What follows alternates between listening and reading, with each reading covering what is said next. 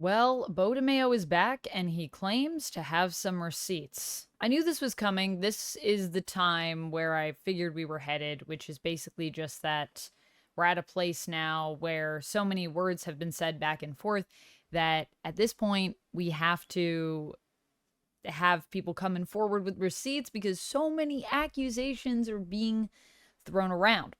So, Beau has come with some accusations of his own in response to some of the rumors that we've been hearing about him, and in response to Disney saying that he was let go because they did an investigation and they found egregious findings that these findings caused them to promptly break off all ties with DeMayo, despite his outstanding work on X-Men 97. The interesting thing about this update is that it's actually coming from Beau directly himself. We're going to get into that a little bit more in a minute, but I also just want to catch you up on some stuff that's been happening in recent times as well. It wasn't really enough for me to do a full video, so I'm just rolling it into this, and then we'll get to all the stuff with Beau DeMayo and what he himself actually said in relation to why this split happened between him and Disney and where he believes it all stems from. So after Disney said the whole thing about their report and the egregious findings, Beau DeMayo's lawyer came out a few weeks ago and released the statement. His attorney is Brian Friedman, and what Brian Friedman said is he said, having much experience with Disney, the playbook is always the same. Family friendly on the outside, but secretly attempting to plant illegal unconscionable items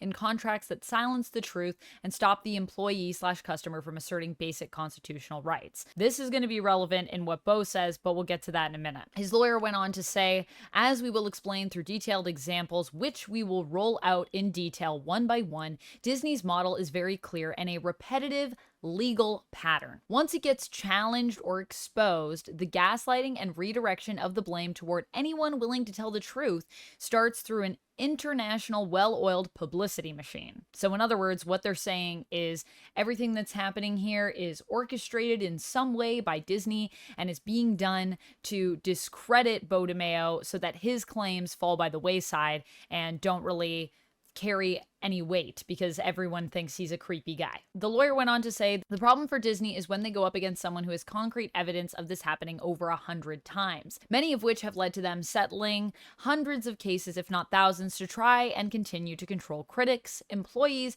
and even lawyers who sue them. The problem for them is that I have the evidence and clients willing to be truthful, and they know it. These are actually facts, not arguments or conjecture. Over the next few months, with the brave help of those who have been illegally silenced, retaliated for simply for telling the truth, and then destroyed for it, one by one, this bullying and illegal conduct will be exposed to the government. Beau DeMayo wants nothing from Marvel/Disney except the truth. He will bravely tell the truth. So will I. Stand by. So that's what we got from the lawyer, and people started talking about this on August 16th. You can read more about it and Variety's take in their article. I will leave a link to that in the video description and in the comments below, as per usual. But that happened, and then it was kind of like radio silence for a few weeks, and then a few days ago, we got this. Now, I've been taking my time to just make sure that I read everything that I needed to read, and ultimately, I decided to actually watch the video itself. So, the thing with what Beau is saying and what he's claiming is that he said he was going to release the truth online on his OnlyFans. So he's back on OF and he's going to be dropping it there. So you can check it out if you want. I'm obviously not going to give you everything, like with the Snyder stuff as well. Anything that's behind a paywall, obviously want to, paywalls, got to respect the paywall. But at the same time, I'll give you a little synopsis of kind of what's discussed in the video. And if you guys want to hear more about the specifics, I would say you could check it out. I know some people probably aren't going to want to do that. Totally cool, whatever your prerogative is there. The other thing I would say is, in lieu of that, it might be a good idea for you to go to other people that are reporting on it just to get a few different takes. I always say to people, I try to come here and give you guys as neutral of an opinion as I can. Of course, no one is without a bias because we've all lived very different lives. So just make sure anytime you're getting any news, I highly encourage people to just check out a variety of sources. I think that's the best way to get the full picture. In Beau's video, it's like 30 minutes. It's quite a long video, and he very carefully goes through and outlines and details specific things that he observed during his time working with Disney and Marvel. And this isn't just about stuff on X-Men 97, there's also stuff related to his work on Blade as well. And he starts off the video by basically denying these allegations and calling out Disney and others for blatantly lying about him. So he says this is all false. He says that it's a smear campaign that is being used to discredit him, which he also says are the same tactics that people have been using for years to make queer people seem not credible, to make them seem dangerous. You're hearing things like, you know, he's a creep, he's angry because he's muscular, all of these things. And he says this is just exactly what you would expect and that none of it is true. It's an interesting video because he does give us a timeline of specific events. It's a literal timeline and he outlines specific things that happen.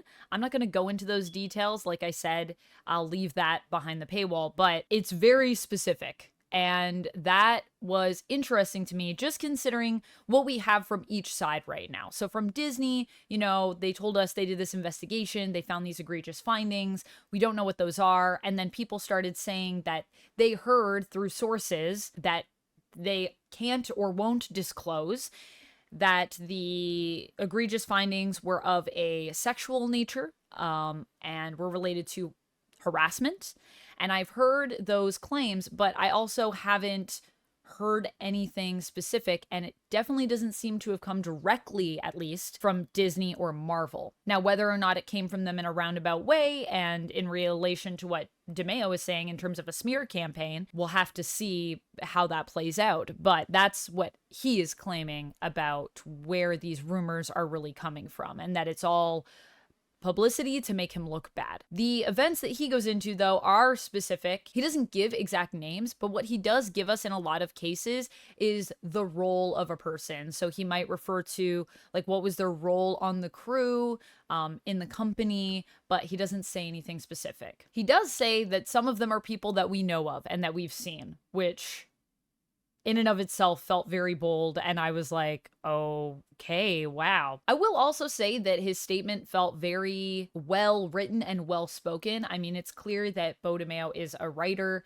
It's very well put together, the video. In essence, the reason that DeMayo claims that he was let go is because he actually brought up concerns based on stuff that he had observed, which, like I said, he outlined specifically a lot of those incidents, or some of those incidents. I don't know, there might be more actually. And he says that when he brought these up to his superiors, he was not taken seriously. And he believes that he was targeted because he raised concerns and that Disney and Marvel did not like this. Some of the behavior that he observed that he took issue with were things that were unprofessional, inappropriate, racist, downright dangerous in terms of some work conditions, especially in relation to animators. I think that's a thing that we have all heard about throughout the years in relation to Disney. He says that folks from the crew as well that he worked with, that he knows are allied with him or that he has a good rapport with,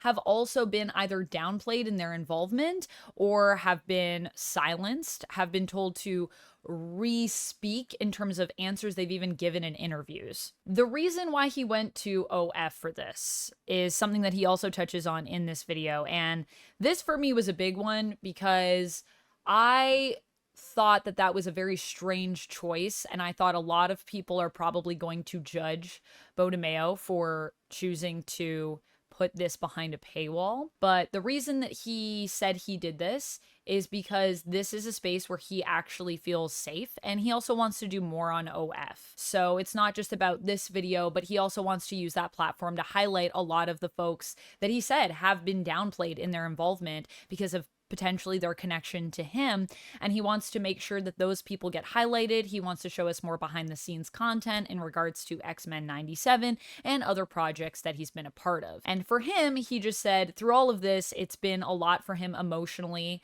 and he just felt that this was a space where he feels comfortable speaking his truth. Of course, there's also the fact that it is behind a paywall though, so I do think there's going to be people that, especially people that haven't watched the video, that are going to have opinions on that. In relation to him bringing up these concerns and then later being let go, what is that about and how did that come to be? He kind of talks about how Disney saying that he's difficult to work with, and that narrative is because he made these complaints. And in fact, he never even spoke to HR until they were doing the investigation on him. So even though he brought up all of these concerns, at no point was he put into contact with HR until they said, we're actually doing an investigation on you. He's not dropping the receipts online, he also said, in terms of the specific people, or even, like I said, in this video, there's no names that are being given or anything like that, because he actually wants to present all of this to Disney and Marvel, and he wants to work with them to resolve the situation and make the work conditions better and hold accountable those people that he feels should be held accountable for their actions, for doing things that are unprofessional and inappropriate. He also says that he knows he's putting his career on the line because this could ruin everything that he's worked towards because of all the things that are being said about him online, but he feels that it's ultimately the right thing to do, and he just wants people to be okay in the future. He doesn't want other people to come in and go through what he's gone through as a gay Black man working for Marvel and Disney. So that's basically the video and what it outlines. Like I said, if you want specifics, it is there if you wanted to check it out, or you can just go to other outlets and read their articles. People have outlined basically bullet points of what he's talking about, but having listened to some of the specific incidents that he talks about, it sounds pretty bad in terms of what went on, if what he is saying is true. I feel like at this point, we've kind of gotten to a place where we have these two different narratives, and I'm still wondering, once we have all of the cards on the table, what the full story is. Because I feel like even with this, we're missing elements that are important to understanding everything here. So I feel like there's still stuff that's missing for us to have the full picture, but that is what Beau DeMayo is claiming at this time and what his side of the story is. He does say that he has all the receipts and that he will be presenting them. I don't know if we'll see those. I don't know if that's just going to be done in a court of law, but this already feels like it's a huge case and that both sides are going to have a lot of ammunition that they're going to be trying to pull out to use against the other person. I will say that DeMayo saying that he's doing this because he just wants to have those who did wrong things be held accountable doesn't seem so crazy to me. It seems like it could be a believable thing. I still feel like there's so much that I don't know. So I really, once again, would say, as I always say, I feel like in all of these videos, until we really have all the pieces, I would encourage you to show kindness to everyone that's involved here that could have maybe had something done to them that was wrong. I feel like, you know, it's important for us to just keep an open mind in regards to everything that we're hearing and really consider where it's coming from, how believable is it, but also what is the evidence? Where is the evidence? And how specific is what's being presented to us? It's really easy to hear a suggestion and jump to a conclusion, but it doesn't serve in our best interest as a society, I think, to act that way. So once again, I would encourage you to not be too reactive on this, but I did want to update you because I know we've been following this along, and this is a pretty big thing to drop. So yeah, it's a lot, and I will be continuing to follow along and let you know if I hear anything else in regards to evidence on either side in this case as it unfolds. X-Men 97, regardless, I think has been an amazing show. And I'm also just excited to follow along with that show. And I hope it continues to be amazing, but we'll also have to wait and see. Still waiting on season 2. That's it from me today. As always, before you go, just a friendly reminder to be kind to others out there, be kind to yourself. This world is a hard and cruel place, so let's all try to respect each other and be kind to each other in the comments and just in our everyday. Thank you so much for watching, and until next time, stay nerdy.